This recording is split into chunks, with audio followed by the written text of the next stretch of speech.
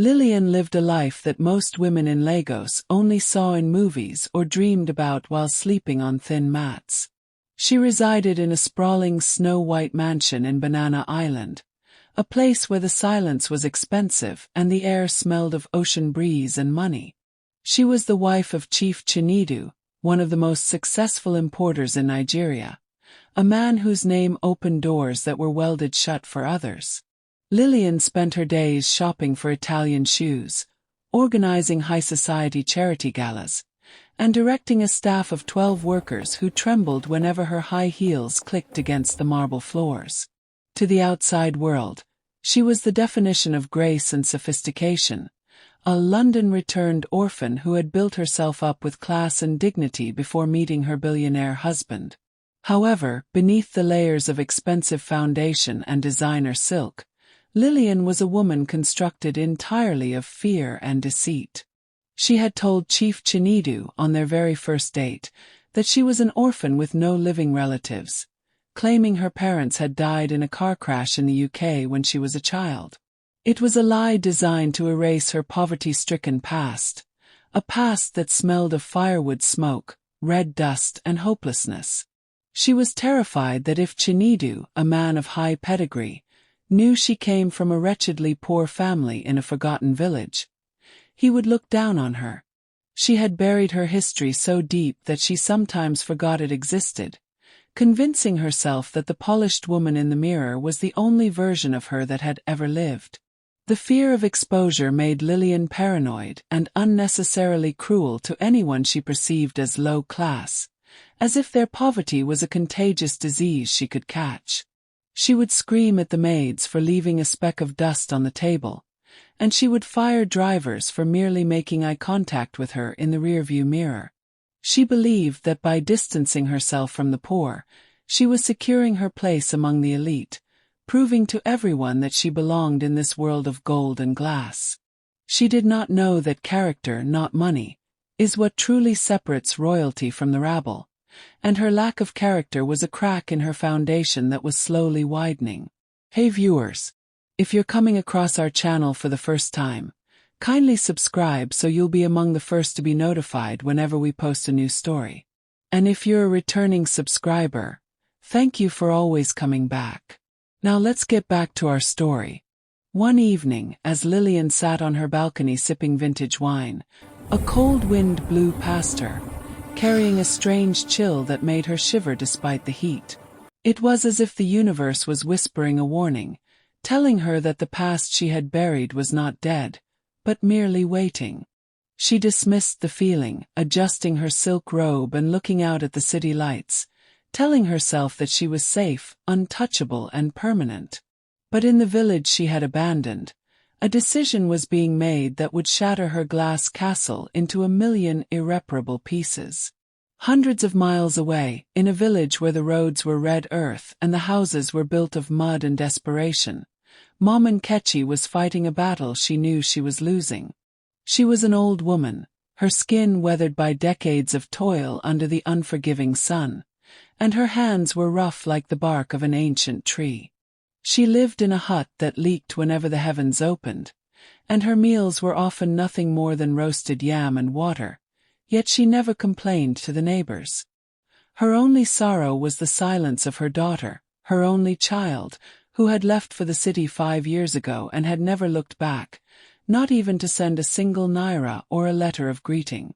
The villagers whispered behind Nkechi's back, mocking her for having a child who had gotten lost in the white man's world, while they suffered in poverty.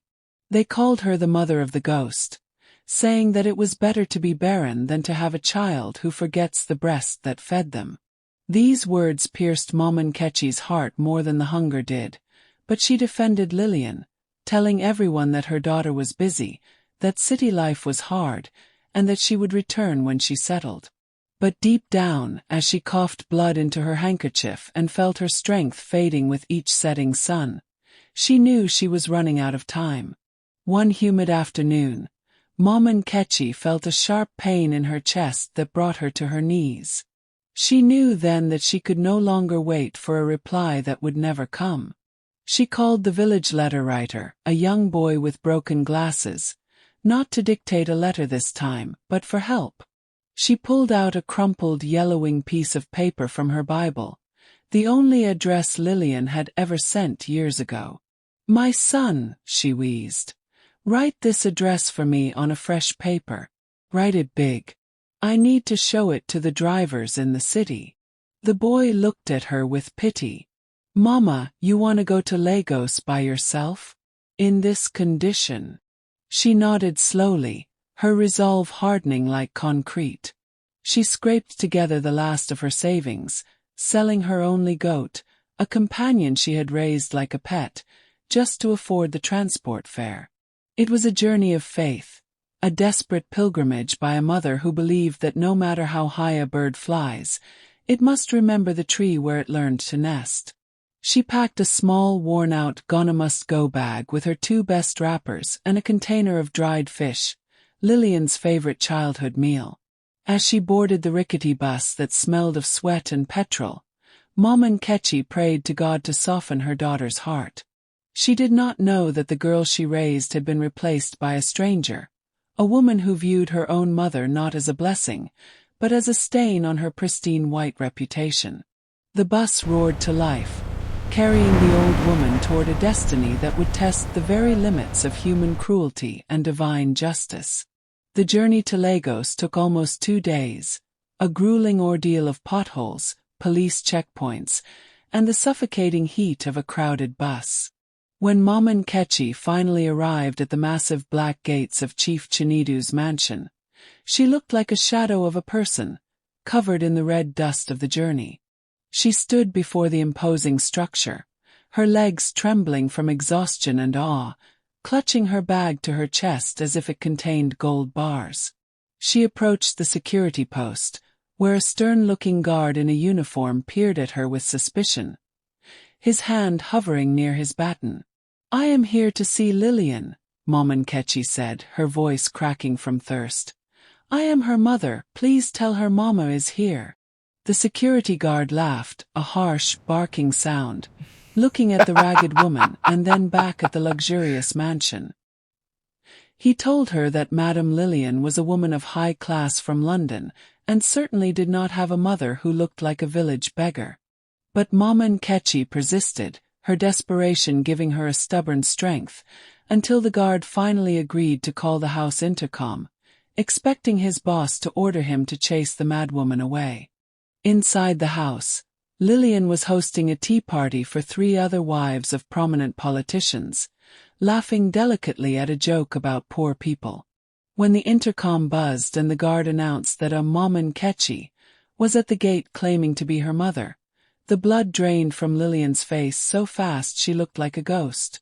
She dropped her teacup, the china shattering on the floor, drawing the shocked stares of her guests. She quickly stammered a lie, claiming it was an old nanny from her childhood who had gone senile and was looking for handouts. She excused herself and marched to the gate, her heart pounding against her ribs like a trapped bird, her mind racing with ways to make this problem disappear. When the small pedestrian gate opened and she saw her mother frail, dusty, and looking so undeniably local, Lillian felt no love, only a burning acidic shame. She grabbed her mother's arm, not in an embrace, but in a harsh grip, dragging her away from the view of the security cameras. "What are you doing here?" she hissed, her voice venomous. "Do you want to ruin my life? Do you want my husband to know I lied about who I am?" Mom Nkechi looked at her daughter, confused and heartbroken, her tired eyes searching for a trace of the little girl she had carried on her back. "Lillian, my child," she wept. "I am dying. I only came to see you. I have nowhere else to go, and I have no money to go back." She tried to touch Lillian's face, but Lillian recoiled as if her mother's hand was covered in leprosy. Lillian looked back at the house, terrified that Chief Chinedu or the guests would come out and see this ragged evidence of her true identity. "You cannot come inside," Lillian whispered intensely, her eyes wild with panic. "My husband thinks I am an orphan." If he sees you, he will divorce me, and I will lose everything, the cars, the house, the status. I cannot lose this life because of you. Mom Nkechi fell to her knees, begging, promising to hide in the servants' quarters, promising to be silent, just asking for a roof over her head and a cup of water. But Lillian's heart had hardened into stone. She saw her mother not as a parent, but as a threat to her existence. Lillian looked around the compound, and her eyes landed on the far corner of the estate, where Chief Chinedu kept a small livestock farm as a hobby. There was a pen for imported pigs, a wooden shed with a concrete floor, smelling of manure and slop. You will stay there, Lillian commanded, pointing to the pig pen. It is the only place the staff won't look.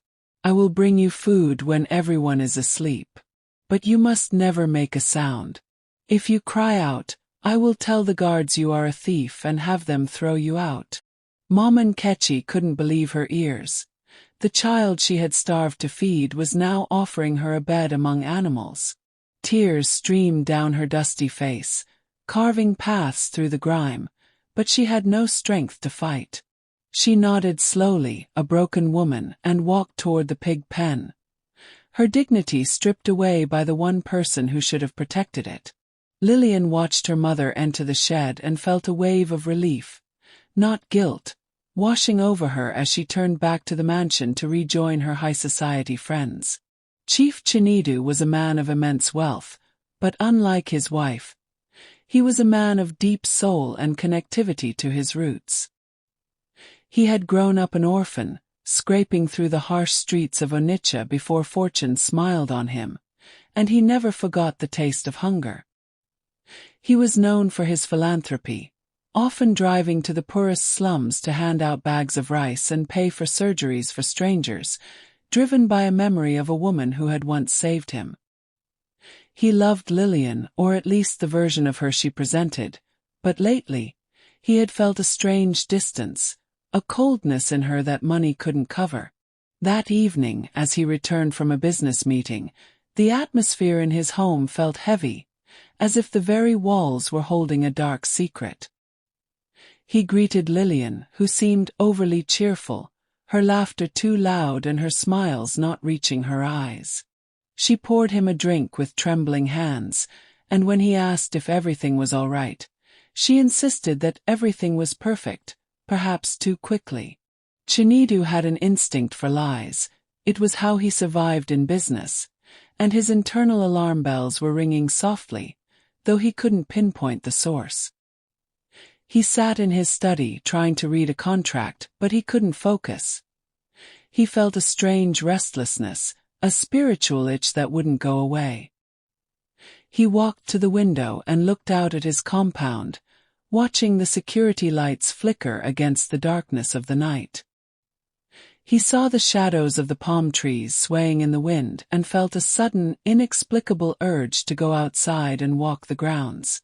It was as if something was calling to him, a silent plea vibrating through the air, pulling him toward the backyard. He dismissed the feeling as stress, rubbing his temples and deciding to go to bed early, hoping sleep would clear his mind. But as he lay in bed next to Lillian, who was pretending to sleep while her heart hammered against her ribs, Chinedu stared at the ceiling. He wondered why the house, usually a sanctuary of peace, felt like a graveyard tonight. He didn't know that mere meters away, a mother was curling up on a pile of hay, breathing in the scent of pigs, praying for the daughter who had put her there.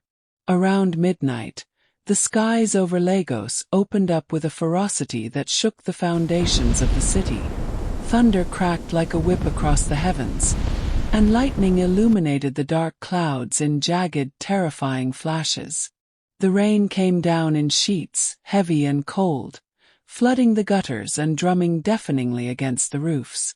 Inside the mansion, the air conditioning hummed, and the thick walls insulated Lillian and Chinedu from the violence of the storm, keeping them warm and dry.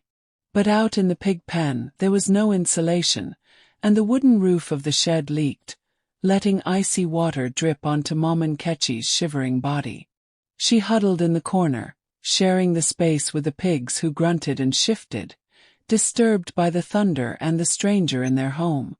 The smell was overpowering, a mix of wet animal fur and waste, making Mom Nkechi gag, but she pressed her hand over her mouth to keep from vomiting or crying out. She remembered Lillian's threat, that she would be thrown out into the storm if she made a sound, and so she suffered in silence, tears mixing with the rain on her face. Inside the master bedroom, Lillian lay awake, listening to the thunder, every crash sounding like a judgment from God. She thought about her mother out there in the cold, and for a fleeting second, a pang of guilt struck her chest, but she quickly strangled it with her ambition. She told herself that this was necessary, a temporary sacrifice to protect the life she had built, justifying her evil with the logic of self-preservation. She turned over, pulling the expensive duvet over her head to block out the noise of the storm, choosing her comfort over her mother's survival. Meanwhile, the temperature dropped, and Mom Nkechi began to cough, a racking, painful sound that shook her frail frame. She was cold to her bones, her old wrapper soaked through, her body giving up the fight it had waged for so long. In her delirium, she began to hum a song, a tune from the village, a song she used to sing to Lillian when she was a baby and cried from hunger. It was a song of hope, a lullaby that promised that the sun would rise after the darkest night, and she sang it now to comfort herself as she prepared to die. Chief Chinedu woke up with a start, his heart racing, not from the thunder, but from a sound that seemed to cut through the noise of the rain. He sat up, straining his ears, and there it was again, a faint melodic humming coming from the direction of the backyard. It was a sound that triggered a deep, buried memory in his brain, a memory locked away for over 20 years. He looked at Lillian, who was fast asleep or pretending to be, and quietly slipped out of bed, grabbing a flashlight and his robe. He walked downstairs, the marble cold against his bare feet, and unlocked the back door, stepping out into the raging storm. The wind whipped his robe around him, and the rain soaked him instantly, but he didn't stop. He followed the sound of the voice. He walked past the swimming pool, past the generator house, his flashlight beam cutting through the rain until it landed on the pig pen. The singing was coming from inside the shed, a weak, trembling voice that sounded like a ghost from his past. Chinedu kicked the wooden door open, the hinges screaming in protest, and swung his light into the corner of the pen. There, curled up on the wet hay, next to a sleeping sow, was an old woman, shivering violently, clutching a wet bag. Chinedu froze, his breath catching in his throat, his mind struggling to process the image of a human being treated worse than an animal in his own home. "Who are you?" he roared over the thunder, his voice a mix of anger and fear. "What are you doing here?" The woman stopped singing and looked up, shielding her eyes from the blinding light of the torch. "Please, sir," she whispered, her voice barely audible, "don't beat me. I am just waiting for my daughter. I will go in the morning." Chinedu stepped closer, the light illuminating her face, and the world seemed to stop spinning. He dropped the flashlight into the mud. He knew those eyes. He knew that scar on her forehead. He knew that voice. Chinedu fell to his knees in the mud, ignoring the filth that stained his silk robe, and reached out to touch the woman's face with trembling hands. "Mama Nkechi," he whispered, his voice cracking. "Is it you? The woman who sold akara at the junction." Mama Nkechi squinted, confused by the man's reaction, trying to see his face through the darkness and rain. "Who are you?" she asked weakly. "It is me, Chinedu," he cried, tears mixing with the rain on his cheeks. "The little orphan boy with the infected leg. The boy you paid for. The boy you saved. Decades ago, when Chinedu was a street child with a rotting leg wound, dying of sepsis, no one in the village had helped him except this poor widow. She had used her entire savings, money meant for her own business, to pay for his surgery and antibiotics, saving his life and his leg. He had returned years later to thank her, to give her the world, but she had moved, and no one knew where she had gone. Mama Nkechi's eyes widened in recognition, a faint smile touching her pale lips. "Chinedu, my little boy," she wheezed. "Look at you. You're a big man now. You are a king." Chinedu wept openly, holding the frail woman who had been a mother to him when he had none. His heart breaking at the state he found her in. "Who did this to you?" he demanded, his voice turning into a growl. "Who put you in this pig pen? Who treated my savior like garbage?" Mama Nkechi looked down, hesitant to speak, her motherly instinct still trying to protect her child even after the ultimate betrayal. "It is nobody," she lied. I didn't want to disturb the house." But Chinedu was not a fool. He connected the dots instantly. The strange behavior of his wife, the orphan story, the arrival of this woman. "It was Lillian, wasn't it?" he asked, his voice deadly calm. Mama Nkechi didn't answer, but her silence was a scream of confirmation. Chinedu scooped the old woman up in his arms, carrying her out of the filth, vowing that the person who did this would pay a heavy price. Chinedu did not confront Lillian that night. He was too full of rage, and he knew that rage needed to be cold to be effective. He took Mama Nkechi to the guest wing, woke up the head housekeeper, who was trustworthy, and ordered her to bathe, feed, and dress the old woman in the finest clothes available. He called his private doctor to treat her immediately, sitting by her bedside until she fell into a peaceful, warm sleep. Then he went to his own room, showered, and waited for the sun to rise, staring at Lillian's sleeping form with eyes that no longer held love, but disgust. When morning came, the storm had passed, leaving the sky a brilliant, innocent blue. Lillian woke up, stretched and smiled, thinking about how she would sneak some bread to the pig pen later to keep her mother alive but hidden. She walked into the dining room, expecting the usual routine, but found the atmosphere strangely stiff. Chinedu was sitting at the head of the table, reading a newspaper, dressed in a sharp black kaftan. "Good morning, darling," Lillian said, kissing his cheek, trying to act normal. "Did you sleep well through the storm?"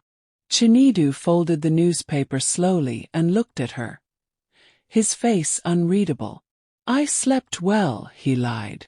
"Lillian, I was thinking last night about your parents." Lillian froze, her fork hovering halfway to her mouth. "What about them?" she asked, her voice slightly high-pitched. "I was thinking we should visit their graves in London," Chinedu said smoothly, watching her like a hawk. "I want to pay my respects. Since they died when you were young, you must miss them terribly." Lillian forced a sad smile, playing the part she had rehearsed for years.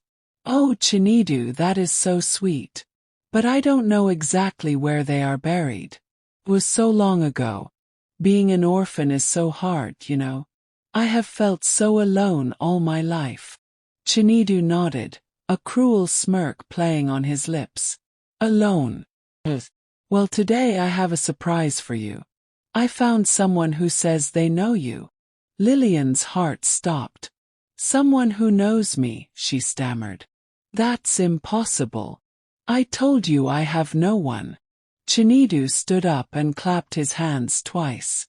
The double doors to the dining room opened. Lillian expected a business partner or a friend. Instead, a woman walked in.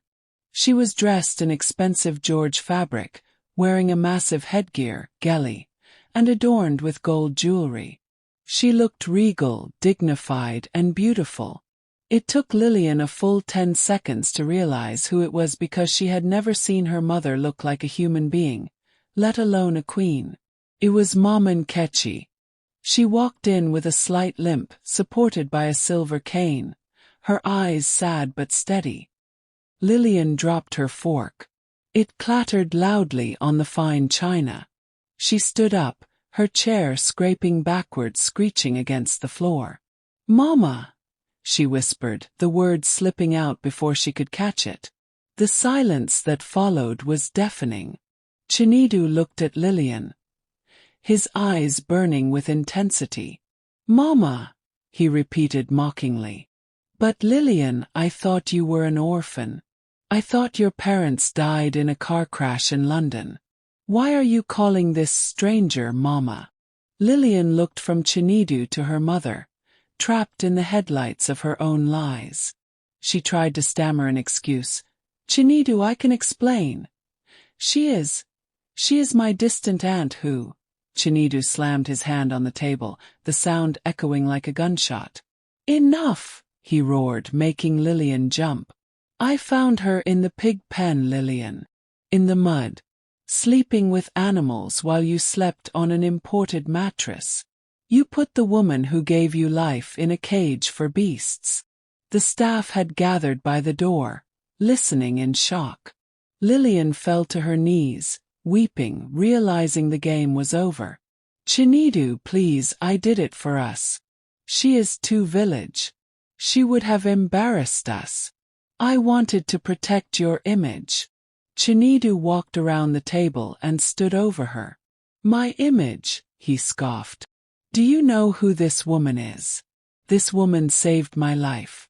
Over 20 years ago, she paid for the surgery that saved my leg when I was a nobody. I have been looking for her for a decade to give her the world.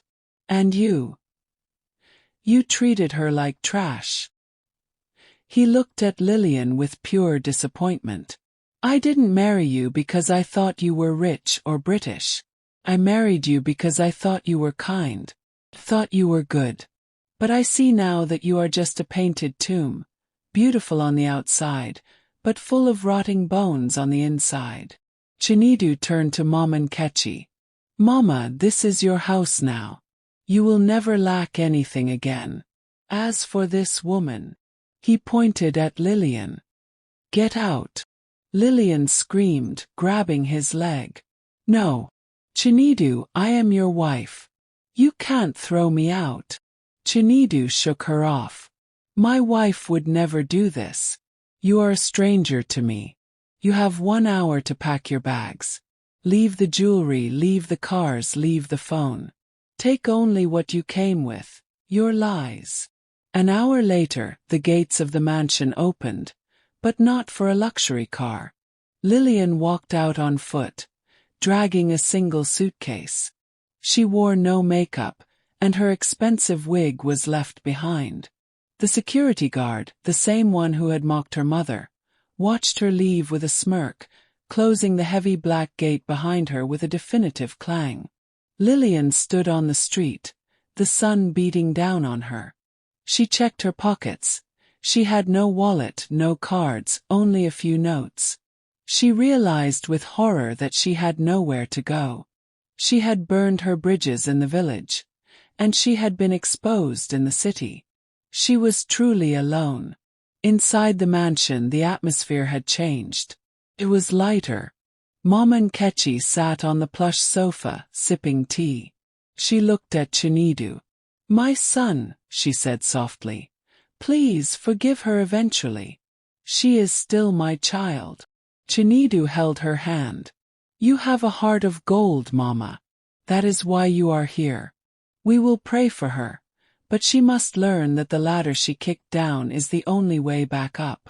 And so the table turned.